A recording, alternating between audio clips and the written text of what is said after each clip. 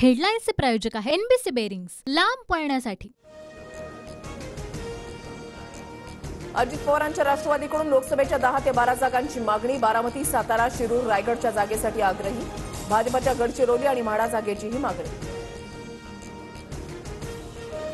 10 लोकसभा जागा लढण्याचा अजित पवार गटाचा महायुतीच्या नेत्यांकडे प्रस्ताव। अमरावतीवरही दादा गटाचा दावा। मंत्री धर्मराव बाबा आत्राम यांची माहिती।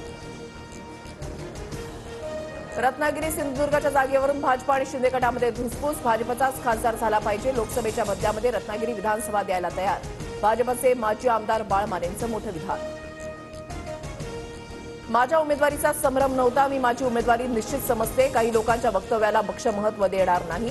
भावना गवळींची अप्रत्यक्षपणे संजय राठोडांवर टीका। शिंदेंसोबत गुवाहाटीला गेलेल्या 2 आमदारांना मारहाण केली। गुवाहाटीमधील हॉटेलमध्ये आमदारांकडून एअर होस्टेसचा विनयभंग करण्याचा प्रयत्न। असीम सरोदेंचे गंभीर आरोप केल्याशिवाय वजन वाढत नाही। महापत्रकार परिषद घेतली होती तेव्हाच कळालं की हा ठाकरे गटाचा पुढारी होईल।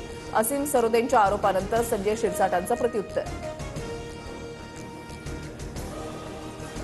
भाजपामध्ये गेल्यावर निवडून येऊ अशी मानसिकता झाली आहे। काँग्रेसचं आता काही खरं राहिलेलं नाही, बच्चू कडूंचं वक्तव्य।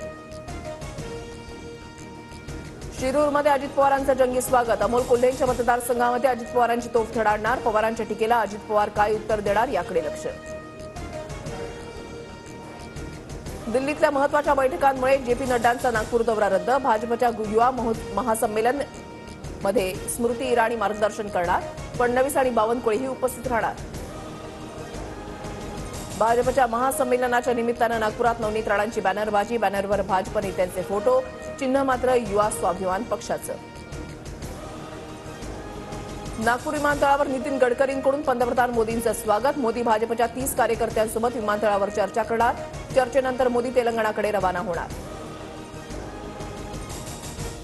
उद्धव ठाकरेंचा आज मावळमध्ये जनसंवाद दौरा। पनवेल, खोपोली आणि उरणमध्ये ठाकरेंच्या जाहीर सभा।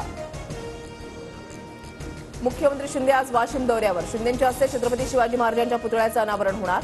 शिंदे महिला मेळाव्यालाही संबोधित करणार।